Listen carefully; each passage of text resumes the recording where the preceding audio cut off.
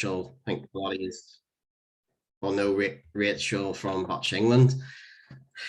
Just a bit of a warning there, as you've seen, we are recording the meeting. So if you don't want to appear on camera, or if you don't want your image or name appearing on the video, just turn your camera off or remove your name or whatever, and that'll be fine. I'll let Will back in. So just a quick bit of introduction. So I've introduced myself. We have some of the players and ramp operators from the World Class program on with us tonight. So thanks, guys, for giving up your time. I know you have a busy few weeks and, well, busy year, really. So we do appreciate it. And we'll let them introduce themselves, and we will. So we've got all the ramp operators. That's good. So we'll just really get started and see. So as we go through tonight, if there is any questions or anything you want to know, Rachel's muted you and you might struggle getting off mute, but if you want to ask any questions, put it in the chat bar, and if I know what's coming up later, I'll maybe not bring it up, but if it's not something that we're planning to cover, we can fire it in. Or equally, guys, if any of you see something you really want to answer, just answer away. I'm just gonna ask some people to unmute. Meredith, unmute. I'll let you unmute, Willie, or Will and Paddy. So I think I've asked anybody, if there's anybody needs to talk, then ask away, and we'll unmute you, okay? So we'll just go around, and guys, I'll let you guys introduce yourselves, just who you are, what your role is, and or who you're supporting, and how you got involved in Botcha, really. So Linda and Gary, these are top of my screen, so you guys can go first. I'm Linda, just got in Jamie's mum and Jamie's ramp assistant or operator. And I used to be Jamie's assistant when he was a BC4. So once he changed category, I didn't really get asked. It was just that was it. You're a BC3 operator. And that was basically it. Which was probably, we started in 2006.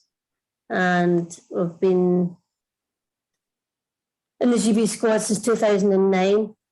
Had a year out in between when Jamie was transitioned, but apart from that, that's basically. Hi, I'm Gary, Scott's ramp assistant and dad. Same time scale as Linda, really, but been with BC3 from the start.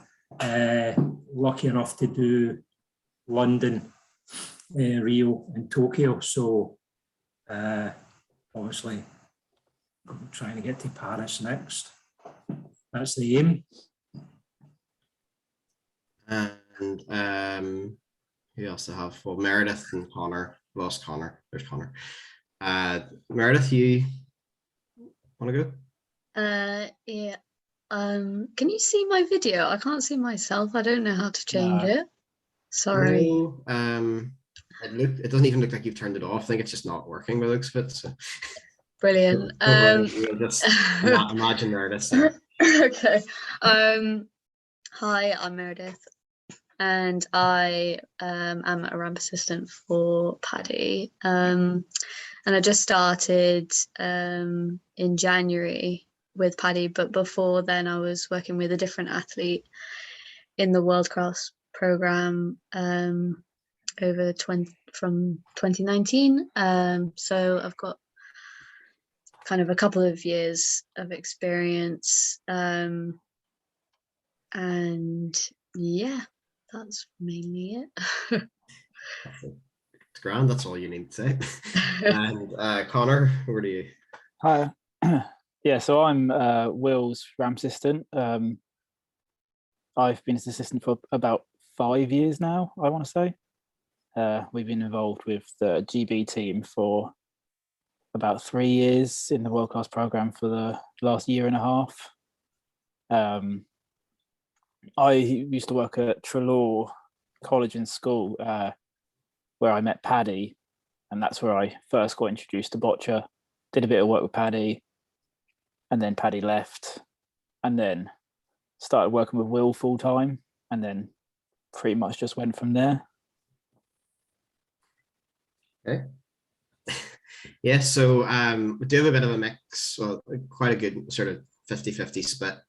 We've got a couple of parents and a couple, correct me if I'm wrong, paid employees, probably the best way to describe you. So I suppose leads us on to the next sort of bit, which is, I know it's always a really big thing with new BC3 players, and I know there is a mix in the call here tonight of coaches and players and stuff. So like I said, if we're not quite hitting what you need to know, just fire it in the chat bar and we'll try to ask. But so like, one of the big things is like, how do you choose your ramp operators? So I know, Linda, there you mentioned your mom and dad and you just didn't have much choice, but was there any kind of thoughts you had to put in before you actually took that on? Or No, I had already done, working up, I had already done Scott for a year at the camps, because at that time, Gary was working and it was through the week. So I'd done that for a year before Jamie changed. So actually that really helped me, to be honest. And it was just, obviously we discussed it. So it was obviously, once Jamie started playing, we always thought he'd be a ramp, using the ramp anyway. So it was obviously discussed all the way through. If that ever happened, what we'd do, and that was obviously what it was going to be. So although a lot of folk didn't think that, but I'd obviously done that for a year, and I'd obviously done Scott in 2009 at the Europeans with no experience whatsoever. So Gary, again, we just get into the team and Gary was working, so I had to go and do that. So I'd done that, and then I hadn't done it for years, and then obviously I'd done a year just before I took it on with Jamie. So yeah, I had some experience by the time I got to him, so that wasn't too bad. Gary, do you have anything there? I know you kind of just. I think it just Scott's probably more my kind of nature, and Jamie's probably Linda's kind of nature. Yeah. So I don't think Jamie and me would hit it off at all. Although we could do it if we had to, but I just don't think it would work. I honestly don't think it would work. Whereas Scott and I can suffer each other, and Linda and Jamie likewise. So it just kind of works. It worked as salute, and it's meant to be. I think that it just happened like that, and that's the way it was. But I don't think it would work if it was switched. Okay, yeah, and like that's something I know. You don't always think about the personality clash, but like it is good to know. I think as a massive thing, yeah, so. Yeah. Like obviously, and you're in each other's pockets when you're away, training and everything. So yeah, it is something you probably do need to take into account. So no, thanks. Connor, Meredith, do you use any? I know you guys are a bit different, so. Is there anything there you guys want to put into that about like how did, or I suppose Paddy or Will, if you guys want to comment on that about like how did you settle on who should be the ramp assistant? I know Paddy, you've been through a few, as you said, so. Yeah, I get that. No, I think the two aspects for me. The one, like Gary said, you have to get on the because it's been a long time there, and we also have to be able to take instruction at the right time from it. But it's and getting that balance between getting on, but also needing to do kind of what you're told at certain points it's different for everyone. I think that's the most important thing to get right.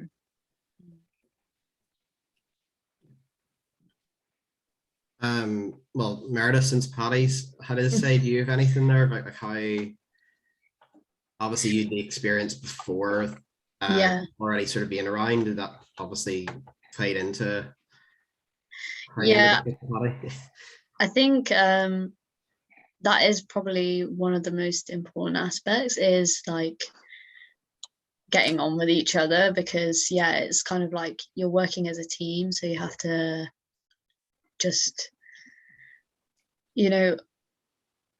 really sort of, you get to know the sport, but you get to know the player as well. So you sort of just meeting their sort of needs, and yeah, it's like just that pairing is quite unique, I think, in that way. So I think that for me personally, and having worked with two different athletes, I think it is just about making sure that you get on with each other.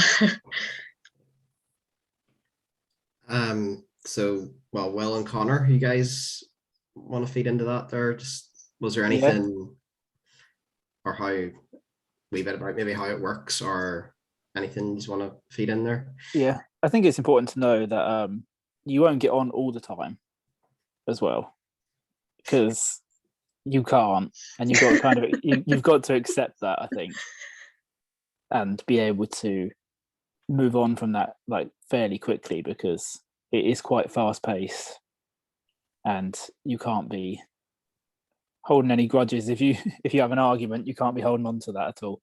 But because you're just together all the time, it's 24/7 when you're at competitions, and as much as you might like the person, it's a lot of time to spend with just one person. So it's important to know that there will be times that you don't get on with the person as well, or there will be issues that do arise, but being able to deal with that is quite important. And have you come up with any tricks for that yet, Connor, or just space? Just ignore him, I think. I love being able to I think this as well.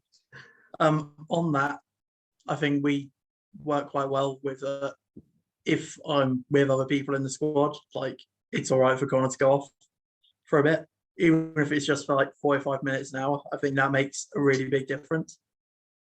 But like on how Connor became a ramp assistant, I think a lot of it is down to luck and timing of when you meet the right people at the right point.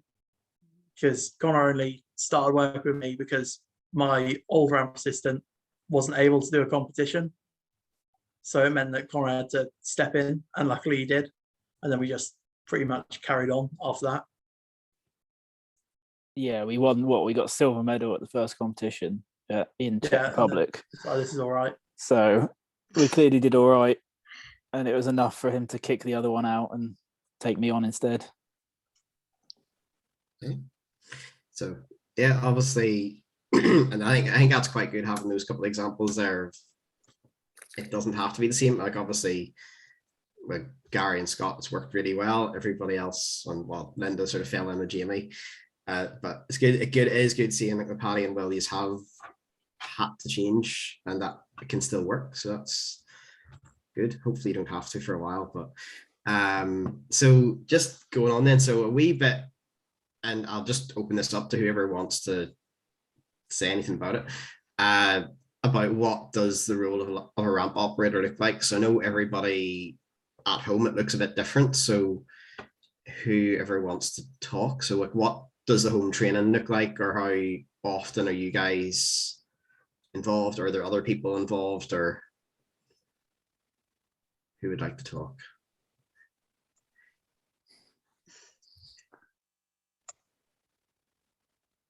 Our training's usually 3 days a week. We do 3 days a week. Sometimes a carer goes, like today I didn't go. So obviously we're doing all the, we've only got one carer, so it is, trying to do everything's pretty tough. So we do 3 days a week, 2 usually at our church hall and 1 at the Emirates in Glasgow, where we go there and then we go to physio at Hampden. So that's our week basically. And when we've had carers, they usually go maybe 1 day a week, or come along and we'll do the ramping and they'll roll balls, or they'll do maybe the bit of the warm up and bits like that really. That's normally what our arrangement usually is. Yeah, we do about 2 or 3 days a week normally, but it's just me that does it. There's no one else. I think that's mainly just because Will doesn't trust anyone else to do it. And then I'll do quite a lot without Will at the moment, because with the new ball rules, obviously there's been quite a lot of work that's had to be done with like lining balls, getting the balls right, getting the ball sets right. So at Will's home, we've got quite a long corridor, and I'll spend quite a lot of hours without Will, just rolling balls, making sure that they're rolling correctly and lining them basically, because obviously it's quite important with the new rules to get the new set as good as it can be. That's grand. And I know Paddy and Meredith, you guys have a different setup again. So do you want to tell us how that works? So I just do the like camps and the competitions. Because Paddy can train with his carers because he lives in Scotland and I live in London. So there's a bit of a gap, but it's good that we can kind of come together for those sort of extended periods of time. And I just work with Paddy for that, so I'm not really around so much for the training element of it.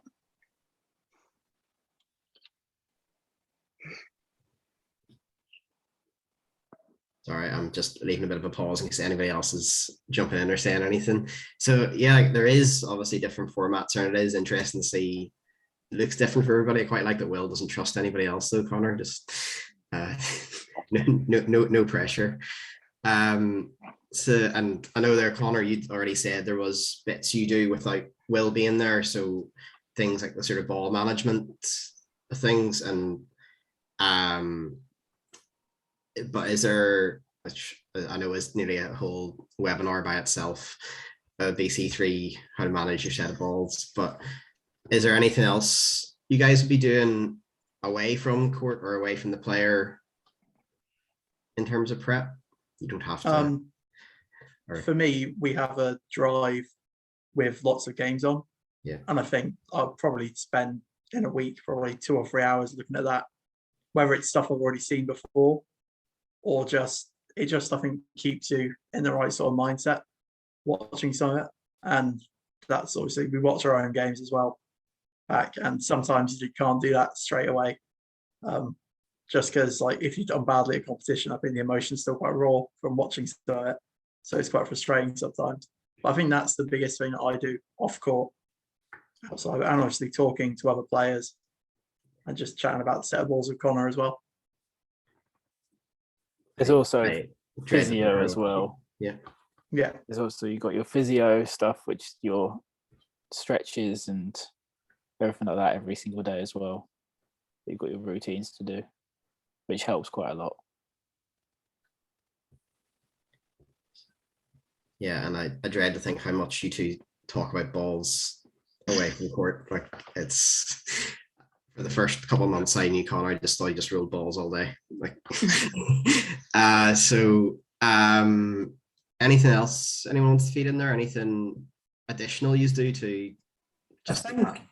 I think for anybody that's just maybe coming into it in the early stages, we are very fortunate that we get top of the range ramps and the equipment's up with the best. But for anybody just coming into it, you need to be prepared to put a lot of work into whatever kind of ramp you've got, and you'll mess about with head pointers forever just so you get the thing right. And it's just, I think a ramp assistant, if there's nobody else doing it for the player, then if you can get someone that's quite handy at that kind of stuff, it's quite important, because there's always, in the early stages, there's always things to fix and adjust and redo and things like that. So that's quite an important thing early on.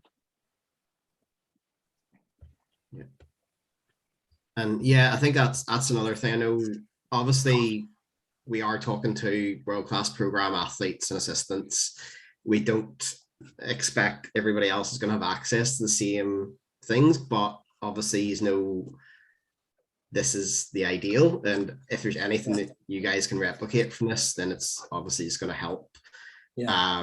But if we need to scale it down at any point, but I think what Gary's saying is definitely right. And I know as a coach, every player is different and everything needs tweaked. There's very few bits of equipment you buy that just work. So yeah, I know I've acquired a few people that can bend bits of metal and stuff for you, but they're not always easy to find.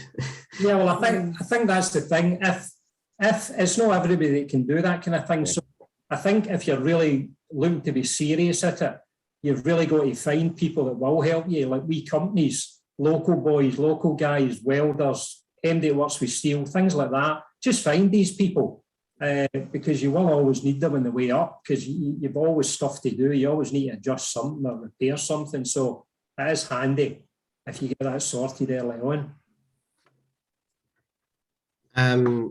So then sort of just going on, I suppose, just having a bit, yeah, well, so Colin, I'll come back to that down the line. I know that's a loaded question. So, and I know obviously in part of boccia is the camps and the competitions where you're away for maybe 2 or 3 or 4 days, or in your cases, guys, sometimes maybe 10 days. Is there anything to sort of consider for that, do you think, or anything ramp operators need to be aware of? Obviously, you're also acting as a carer and you're there 24/7 and possibly the sole carer in a lot of cases. So anything you just want to add in there? Yeah, I think it's totally different for us being parents as it is for obviously Connor and Meredith. I think obviously we're their parents, so like if you're there all the time and Jamie's up through the night and you get maybe, or like you arrive at a competition and something doesn't turn up, like our last competition, our mattress didn't turn up for Jamie, so that meant he was up quite a lot for a couple of days, which did affect him, which meant he needed more physio because he just wasn't supported on the bed.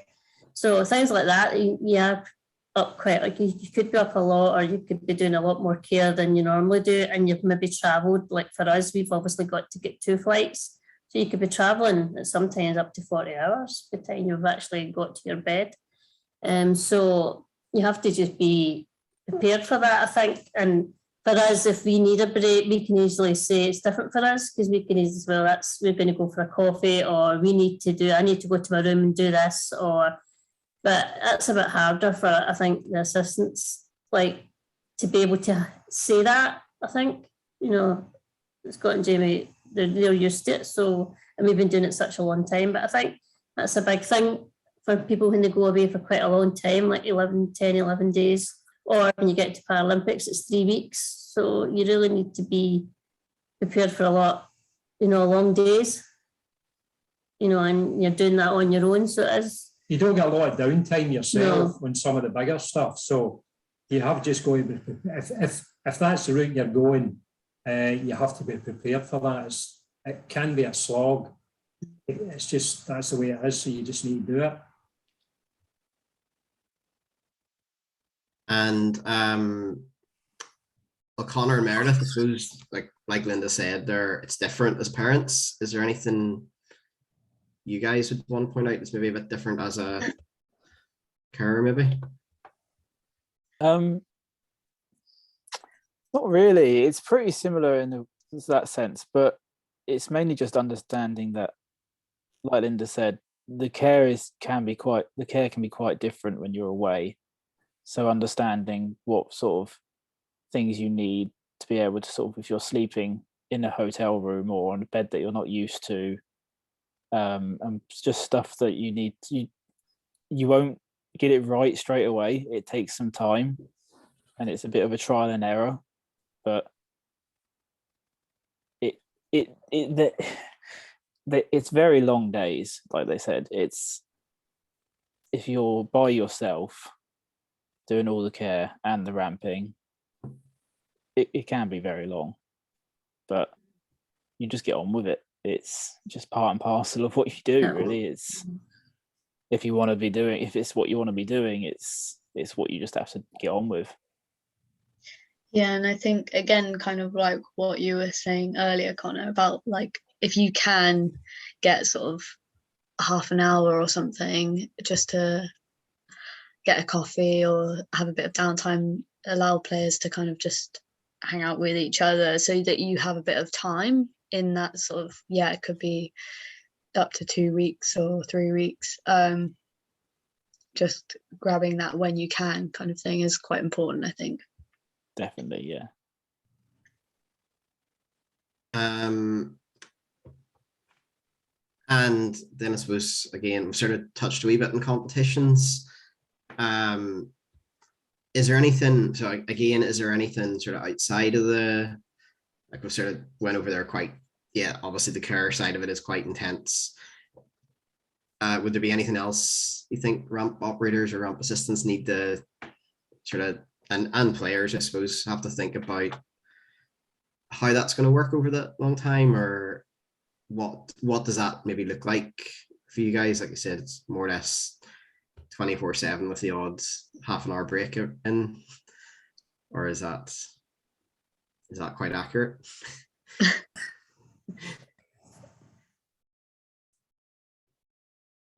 No, it is accurate, but I would say it's kind of strange because when you go away to some of the longer stuff, you might be up early in the morning. Like, I mean, I'm not exaggerating. Sometimes you could be up, maybe I could be up 4:30 sometimes, just because I've to get up early, to be early and start. So it sounds kind of crazy, but you go to bed straight after tea, so you kind of catch up at the other end. Yeah. But you've got to be prepared for that. You've just, like, you couldn't go there and sit up to midnight blaring to folk. You just have to be prepared that all you might do is get up, breakfast, go and train, go and play, go back, tea, wash, bed. And that's it. That's what we do. Like, most of us have done it for a while now, and you just really need to be prepared for it. But you get into it, you get into the swing of things, and it sounds, some people might think that sounds terrible, but you just kind of happens. That's the way it progresses, and you do get used to it and end up. And you get time, and every competition's different. So some competitions you're maybe only on one game. Yeah. Like when we were in Rio, we weren't, you weren't on all day long. We had 2 training sessions and then maybe a game or 2 games at the most we done, I think.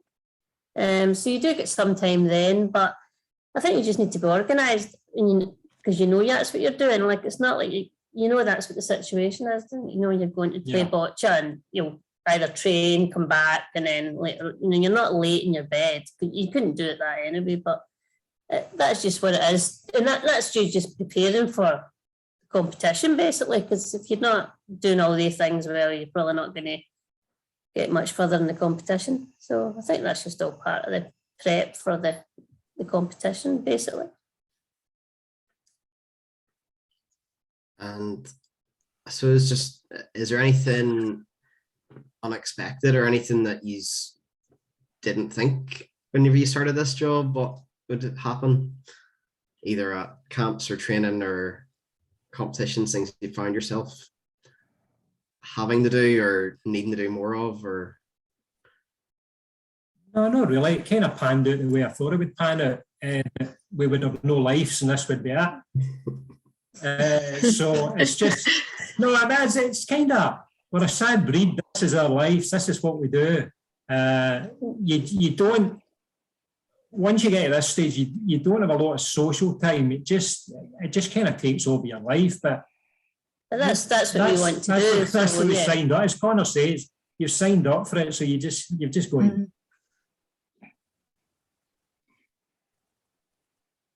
But there's nothing. I think you asked, is there anything unexpected? There's things crop up from time to time. But as Connor says, you've just got to be prepared. You've got to take spares for things that you can't do. If you can, you've just got to take glue. You take plenty of tape. You've just got to cover your backs for anything that can go wrong, because things generally will go wrong when you're away. So it's just working as a team, working away together, and somebody will always help you out. It's a very pessimistic Scottish view of it, Gary. Things will go wrong. Yeah. But I totally,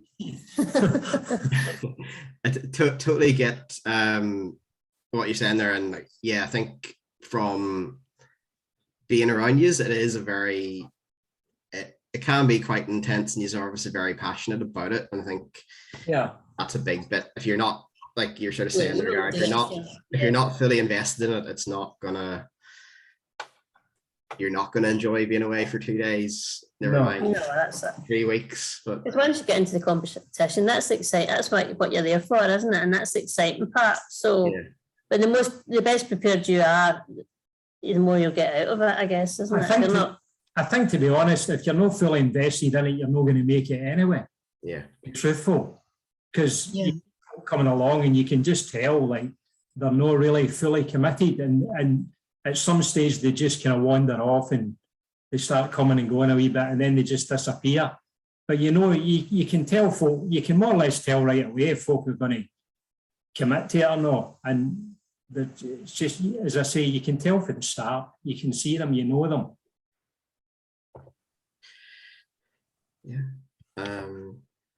Anything, Connor or Meredith, you just want to throw in there? Or? I think that, yeah, like what Gary and Linda were saying, is that like this is what you're sort of leading up for, is the competitions and the camps and things. So it is hard work, but it's what you are getting out of it is like the fun bit almost. So yeah, it's kind of, yeah, it's hard work, but it's just what you enjoy doing, really. So, and that's what kind of helps you to get through those few weeks where it is quite difficult. Yeah, I think it's worth also, like Gary said, we are a team as well. Like, we're a big squad, and you go away with quite a lot of people, and everyone is just willing to help everyone else. So if there is anything that anyone needs, there is a lot of people who are so willing and so happy to just help, and that is so helpful. That's just so like underestimated how helpful that actually is.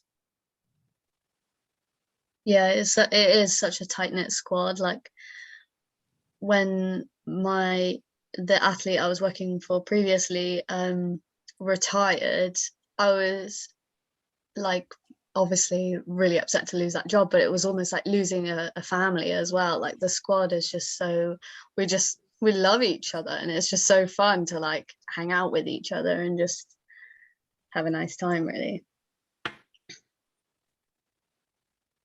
That's good. It's not all doom and gloom then. And like I think as much as that is talking about the world class program, I do think it's nearly reflected in a lot of the home nations where there's probably a bigger group of BC3s than other classifications. So there is that sort of opportunity, if it doesn't exist, to try to build a bit more of a network, because a lot of the things these are facing are probably the same, especially when it comes to obviously, guys, over the last year, you've had the issue of what 6 balls you're going to use, and well, 13 balls and extras, and also, and you've all, I don't know, from being around, it's interesting how you've all sort of looked at the same problem, done slightly different things, but working with each other to do that. So I think that's something we can definitely try to replicate further down. So last bit on my list is basically, is there anything we haven't already talked about that you think people need to be aware of as a ramp operator, or any extra bits that you do that you think has added value, or anything you wish you'd been told, Gary in your case 15 years ago, Meredith a few years ago, about what is involved, basically? No, I don't. I wouldn't say there's anything I wish somebody told me. I think, I mean, if I think back to when I started, I never thought I'd be sitting here talking about what I've done over the past 15, 16 years. I mean, it just started rolling, and you could just see yourself progressing and getting further and further into it. And it just has literally taken over our lives. I mean, we've had a ball, to be honest. The things we've done, places we've seen, you just, like, we've seen places we never thought we'd seen in our lives. And then, like, you talk about getting away as a squad. Now, obviously, Scott and Jamie have got health issues, but like some of the places we went, it's really good to go with the backup we get as well. Although it's hard and the travelling's hard, you've backup there, you've got physios, you've got the medical support's good, you've got teammates there. So we've probably been places we wouldn't have went ourselves anyway. So I don't think there's anything I've found, like I would say I wish somebody told me about this. It's been hard, but it's been a blast, to be honest.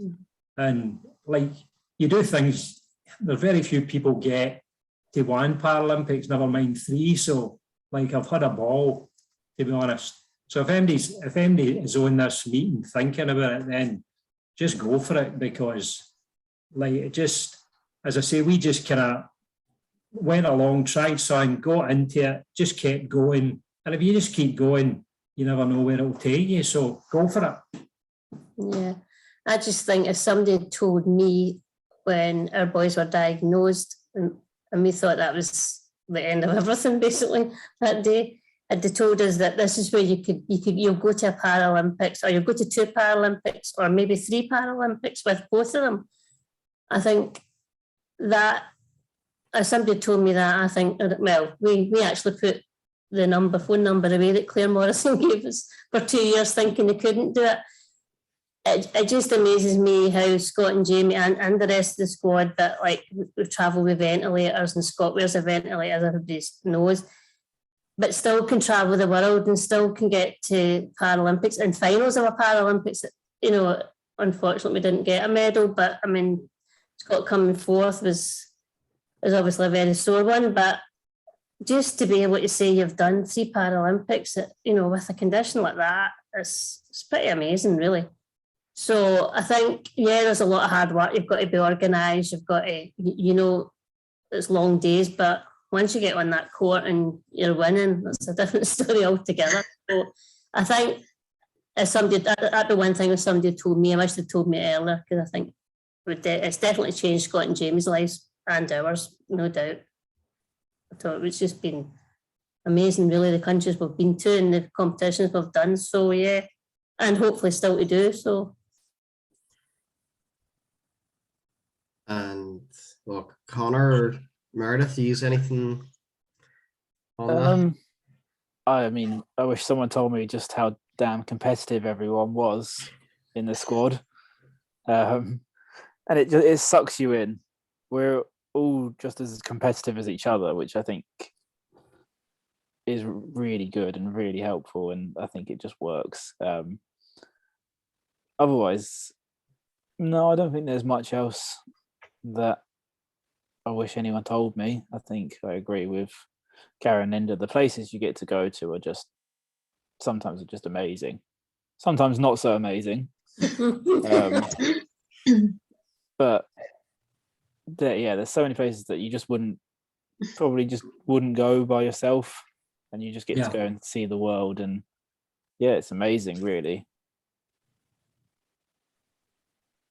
Yeah, basically, just echoing that, really, is that just so many great memories. Like, it's just been so incredible, going to all these, you know, different places like Hong Kong, and then you go to an IBIS budget or something one weekend, and it's just like the kind of contrast and like just adapting to each situation. It just kind of brings the fun to it all, really.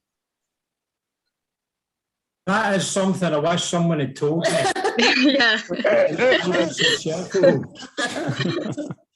Sorry, just for context, this is quite a recent memory, so it's still quite raw that they had to stay in an IBIS budget a couple of weeks ago. It wasn't the end of the world, but it was close. Nearly. we survived the weekend, okay. So I think like that's everything that I have noted. So I'm just gonna try to see if there's any No. I was going to bring it up. Yeah. There's a Um, couple of questions, Terry. So yes, I know. Do you want yeah, to put them better? yeah, one that's really good is for everyone to do what their high point and low point of being a ramp operator is, and then we'll come back to the equipment based ones. So yeah, so what your high point is and what your low point has been.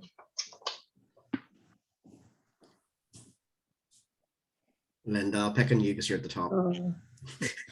High point was probably winning the Europeans, I think, for Jamie and I, because first of all, we was down 6 in the first end. So that game, you're thinking you're in a final. We'll just obviously it also beat Greg to get there. So it was just a great achievement as it was. But then losing 6 in the first end, I remember thinking, geez, this is going to be tough, and started to see everybody disappearing and watching the other, because Stephen was in the final and David Smith, and the next day Jamie just came back at it. It was just, I just kind of had a feeling that this was going to change quite quickly, and he ended up 1-8-7 and threw a ball away.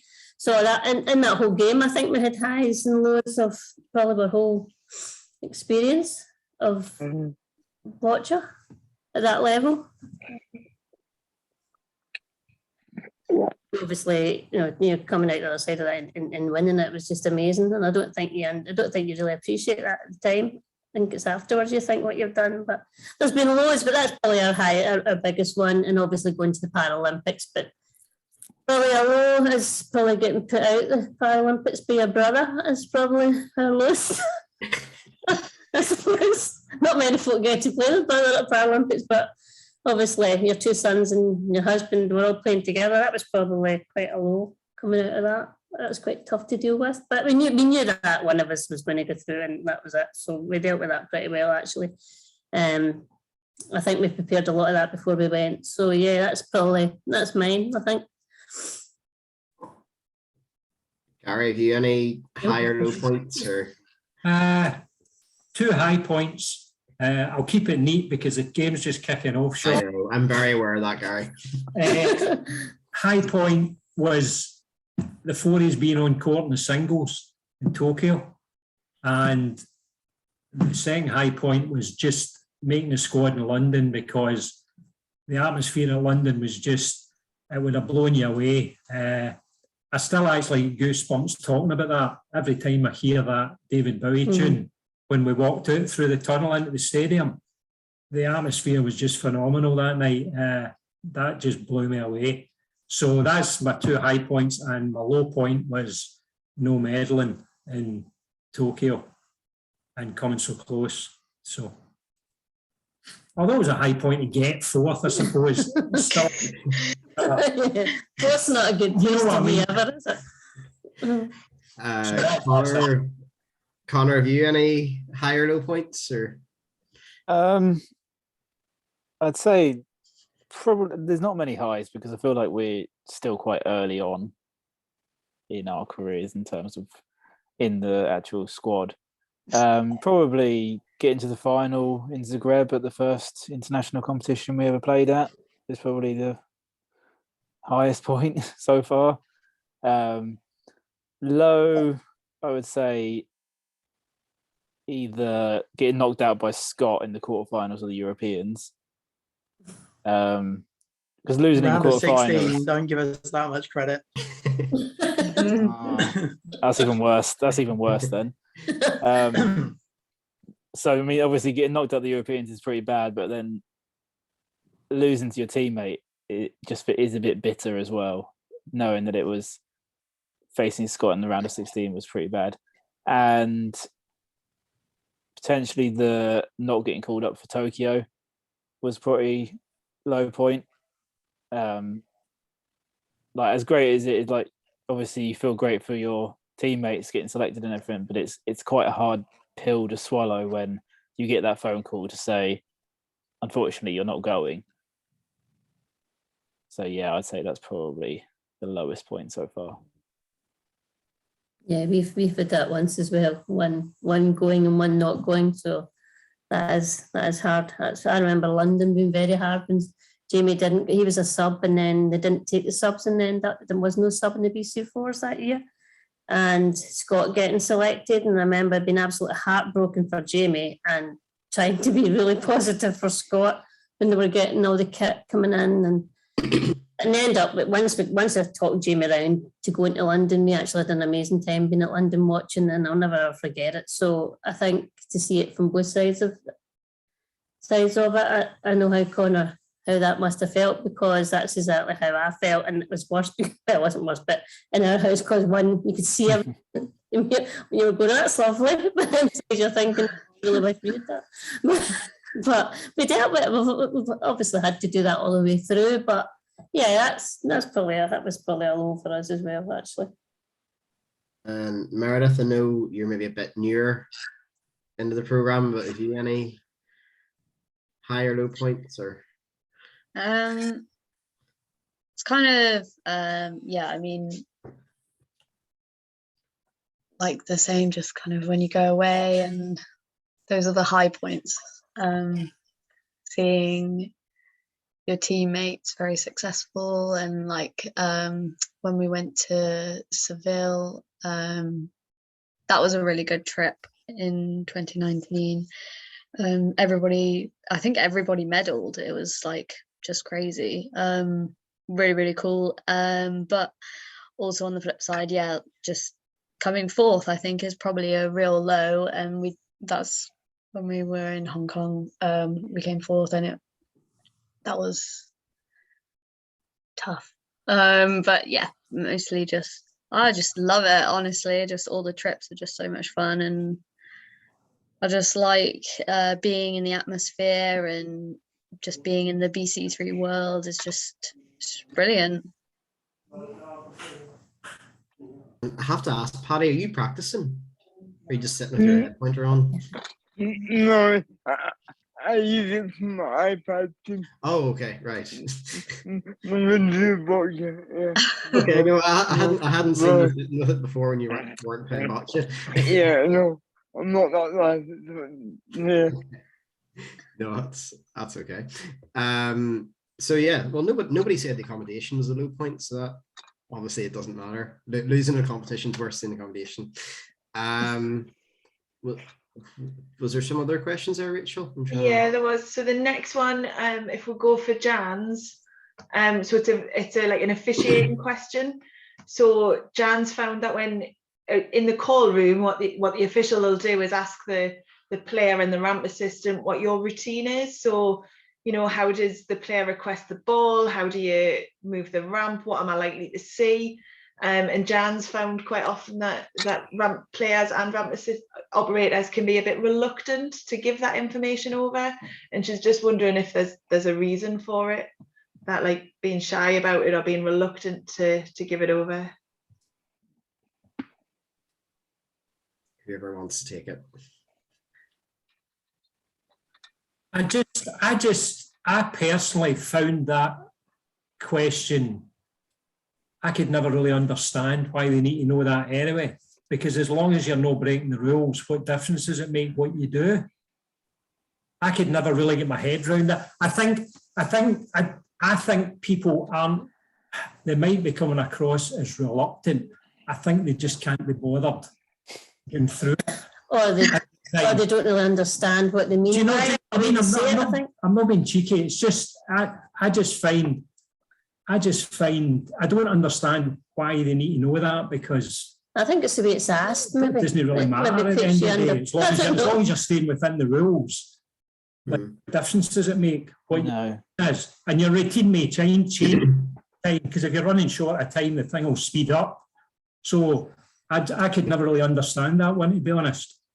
Yeah, I agree. I think the main thing they normally just ask is, do you prepare the balls before you put it on the ramp? That's the main thing that you kind of need to tell them. Otherwise, there's so many little things that as a ramp assistant you do during a match that if you sat there and you explained every little thing that you might do, you'd be sat in the call room for longer than half an hour just explaining the routines. So I think it's just people just don't want to potentially just they don't want to have to go into every little that bit of detail. detail that they might have to do. Yeah, I think that's what it is. I just don't think people can be bothered going through it. Probably at that point, everybody's getting prepared, aren't they, to go out onto court. So probably they just don't want folk really. You just, I don't know. I think you just Get want into to go that to court space, at that point. probably. Yeah, I think it's probably that. No, I think that's, and Lauren just saying there about as a referee and a coach, and I'd probably agree with that. Like as a coach, there's so many bits you're looking at, and there's loads of stuff you guys just do automatically that like you're not going to think, oh, to tell the referee like what. And I suppose it is a case, and maybe is that rule needs to be looked at, because like what is a automatic routine and what is just something you do. I think it's the way it's asked. No, I could never understand it. And then if you don't do what you told her you do, is somebody going to pull you up for it? Do you know what I mean? It's a kind of nonsense question, really. I know it's maybe more important so for players who are maybe non-verbal, and there are sort of set routines about how numbers are chosen and stuff. I know obviously you guys, it's quite obvious what the communication is. I know there's some players maybe further down the pathway where referee, I find myself looking at some players going, how have you communicated that? So I think it is more, sorry, Jan, that probably hasn't answered your question at all. It's probably just complicated things. But it maybe is just a case of how the referees put it, or how it's, I know you have to put it in language as well. I know you are told to put it in a certain way, so it maybe is just something that needs to sort of persist with and try to find a balance. But it's maybe just education for the players and assistants. What does the referee actually need to know, maybe, as opposed to. And again, this is going, sorry. Hi, no, sorry. It's Lauren. I think this is where, as a referee, it gets confusing. I know that's a whole other topic, but you're told one thing, but actually in reality, you can't find that stuff out. Or it's not as simple to find out as that, as it suggests it is. So yeah, I think it's just understanding on both sides, really. But the wording is so important with these things, because like you said, a routine, you can be given an instruction, you are carrying out the instruction, but routines form part of that instruction. And you're not going to go through all of that. So it's a messy rule. It's an interesting one though. And I suppose it's probably something to flag more for new players, that if you do have a certain type of communication or a certain routine that isn't obvious, that's the sort of thing that you need to be telling the referee at that point. Maybe not every time I pick up the ball, I'll roll it 3 times and then set it in a certain way. I think, correct me if I'm wrong, Lauren or Jan or anybody, it is more around the communication and what you tell the assistant and what that actually means. So just to be aware of. I know that's sort of nearly going on another topic and is again probably another seminar by itself. What were you going to jump in there, Jan, just before? Yeah, I was just going to say, it's just sometimes when you're on court as a referee, you see a ramp assistant do something and you haven't heard any communication, you haven't seen any communication, and there is a risk then of getting a violation because you haven't heard it in the call room either when you've asked the question. So it's just getting that balance between, I appreciate you might have 20,000 things that you do and you think are automatic, but there's the risk that one day you might get a violation for it because you haven't had that communication process. And I agree with Lauren, it's a complicated but simple question at the same time. So I think from the referee's side, maybe something needs to be done about it, but also appreciating from the ramp operator and the player's side that you may put yourself at risk if you don't explain certain things. No, I kind of understand that now, and it was only when Terry mentioned about maybe a player that was non-verbal or something. I hadn't really thought of that. Now, obviously, if me and Scott are there, the line judge can hear everything that's going on anyway. Well, yeah, so I hadn't really thought of the player being non-verbal, so maybe there is justification for it in that cause. And you've obviously got language barriers. You may be verbal, but if your referee is not an English native speaker, then again, they may be not sure what you're saying and what you're doing. Yeah, it's probably that's as a a grey good area, size, because as actually, Lauren yeah. says, there is that many things that you do for different shots. There probably is always going to something will pop up that we maybe having to discuss in the call room anyway. So, aye, probably. So maybe a grey area there. And obviously you guys have watched yourself playing, like Will was saying, you're watching videos yourselves, so you've probably picked up on, is there things I do that I don't think I've been doing, kind of thing. So that might even be a tip. Watch yourself back and see, is there things that actually I should tell a referee that I do that. Yeah. But, I think it's different when obviously like Jamie and Scott, they can talk to us, so they do ask that, what is your communication? Can you speak? And Jamie would say, well, they give a few examples. So I think that covers a lot of things anyway. yeah. You know, but that's not the same for everybody. So I think it's maybe just the way it gets. Maybe folk don't really totally understand it, I think sometimes. Or it's maybe, there is a language sometimes as well when somebody asks you that. You know, I think we find a lot of things like that in Rio were a bit strange, but I think sometimes it's not. It's maybe just the way things are said or the way we interpret it. I don't know. Yeah, I think the interpretation's probably the right word. I mean, obviously, like in Rio with Will's book, we had an issue where obviously Will is verbal and communicates verbally with me, but then the referee thought that he was using his book, which is his calibrations, to communicate. So, but obviously, we never said anything to the referee about the book because it's just calibrations, which is just part and parcel of being a BC3. But then it was picked up and there was a big problem with it, and it went on for a couple of days with multiple people having the same issue. So it can be language barrier, it can just be misinterpretation. But there are some things which you don't even think about that might be issues, and sometimes they do creep up. Then Rachel. Yeah, so just the last one, which came from a couple of different people, and it's more of an equipment question. So it's about finding that right ramp and the right custom made equipment and the funding for the ramp. So I'm not sure whether it's particularly a question for the ramp operators or whether from a development point of view. I would say I'll step in there from a development point of view. I would say that your best point of call is probably, and I'll let you guys say if you have any experience yourselves, speak to your home country. If you're in England, it's Botch England, Scotland, SDS, Northern Ireland, us, and see, do they know of anywhere you can go? Or if you're part of a club, can the club do some fundraising? I know obviously guys, you haven't bought a ramp in a while, but did you have any, when you were getting started, any tips on how to go about accessing the ramp or choosing the ramp? Or well, that's what I was saying earlier on.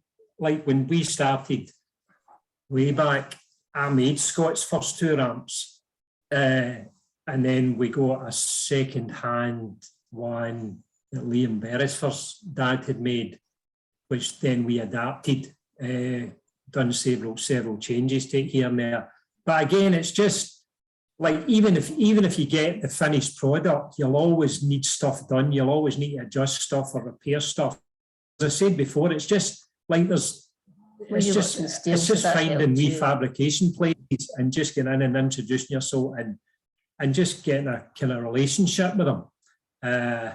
And realise that they're maybe not going to do it there and then for you. You maybe need to wait a few days, because 9 times out of 10 it's more bother than it's worth to them. But you just need to try and get a wee relationship there and get somebody that can repair things for you and make you things. It's awkward, it's hard, but you've just really got to try and find somebody. Yeah, so the custom made stuff is yeah, you are, if you're not savvy to do it yourself, it's good to have people that you know that would be able to do it. So for instance, we're quite lucky in the way that I've made everything that Will's needed doing, so we don't have anyone else that so like his head pointer, for instance, I custom made his head pointer and stuff like that. It's so unless you have someone who knows how to do something like that, it's quite difficult. I don't think it's as simple as going and asking someone to build you what you need. Like there's no shop, for instance, that you can just buy something that's like all these little bits that they've got. Like everyone's got a different head pointer, for example, because they've just been tweaked. They're not bought off the shelf. But knowing how to do that, or knowing someone who can do that, is quite a big thing.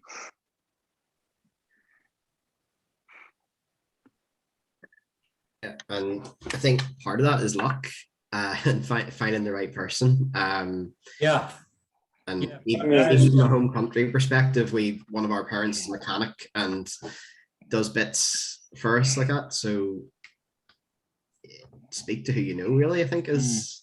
Yeah. Yeah, we were fortunate enough. Gary was a welder and he worked with steel. Yeah. All your working Aye, days, we were really. quite, So I was quite you fortunate then, but no, I mean, it is hard because 9 times out of 10, the stuff you're needing done is just a pain in the backside to some of these guys. It's just time consuming nonsense. So that's what I'm saying. You really, as you say, it is doing a lot, but you do need to try and get somebody or find somebody that can do that kind of stuff just to help you out, or several people, and just look after them.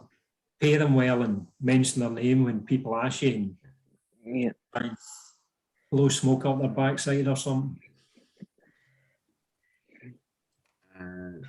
Yeah, I was just going to add. It's so I know Georgina said she's managed to borrow one. If you can get one that you can borrow, that's really useful because you can try it before you've actually paid your money out for it. But get yourself to, even if you're not competing, get to a competition, find the player who looks similar to you. You know, why do you use that ramp? What is it that made you choose that brand of ramp over a different one? And kind of research it. Don't just go out and buy the one that looks the most popular, that the UK boccia guys are using, because actually that might not suit yourself.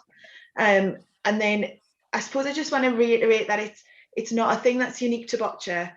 So everybody who has a hobby has to buy something to take part in that hobby. And unfortunately, ramps are just that for boccia. So it is that kind of, if you want to do this, it is something you have to invest in. There are some funders, and there are some listed on Boccia England's website. So you can see a list of funders who will fund individuals. But once you get to become an adult, that list of funders will get smaller, and it will just be something that you're going to have to kind of do, you know, cake sales and raffles to kind of fundraise yourself. But yeah, that's just what I was going to add to that. But that was the end of the questions there, Terry. Okay. Well, unless anybody adds a question in very quickly, I know Gary is dying to get away. So I've Hi got guys, pause, Terry. Sorry? It's on pause. no, and we've also got visitors come to watch it. So okay. You're fine, you're all right. We didn't realise when we booked it that was the night. Well, let's hope it's worthwhile watching. Hello guys, this is Rahul from India. Can you hear me? Yes. Actually, I had an accident on 2014 and I've been active in Boisha from 2016. And I've been in a Paralympic 2018. I started playing and trying to get know about the game more and more each and every day. So I recently got purchased the new equipment from Victory Sports, ramp and ball, because I'm the new in this Boisha. So I would like to your suggestions, like which equipments or which balls and you prefer for international events for playing. I don't. Under BC3 category, under BC3 category. Yeah. So I'm just gonna, because I know balls is a whole different thing. So I don't think this is really somewhere we want to get, because like that will be another 2 hours, Gary, and you'll definitely miss everything. So I probably what you're best doing there is speaking to other players or trying to link in with other players. Guys, please step in and tell me if I'm wrong. And like I think Gary, you'd said, or no, Rachel said about seeing what other players are using and similar players even to see what are they using. Is there something that you could adapt? Equipment, which is like Handy Life and Sports. So based on these both, which one you prefer most probably for playing and learning? You know, the main in Boisha, the equipments are the main key for the BC3 category. It will also play a key role for the game, and it will also help us based on the equipment design and everything. Every equipment is different than others, so I also understand. But normally, if we get a suggestion like this equipment is best, like normally for the manufacturer is best, something like that, can you advise me on that? There's actually another webinar which is literally that topic. So what I'll do, if I'll email you the link to that webinar. Sure. Yeah, just we'll do that, and then we can take it to that webinar. That would be good. Great. No, I think that'd be best, because I think it is a case of everybody's different, and even looking at the GB squad, everybody uses different pointers and balls and everything. So I think it is yeah, brilliant. Good shout, Rachel. It's probably best at that webinar have a look at that. So I think that's us, guys. So thank you for staying with us, and I appreciate everybody joining, and thanks to all the UK Boccia UK players for joining us and feeding in, because I think that has been really valuable. So hopefully people got some answers or some sort of insight, and if there is any questions, feel free to fire it through to Rachel, and she can pass it on and we can try to get back to people. I think the key bit I've taken from that is just keep trying, and if you're interested in it, and keep going for it, you'll find a way, hopefully. Which maybe isn't all that clear cut, but I think it does look different for everybody. So yeah.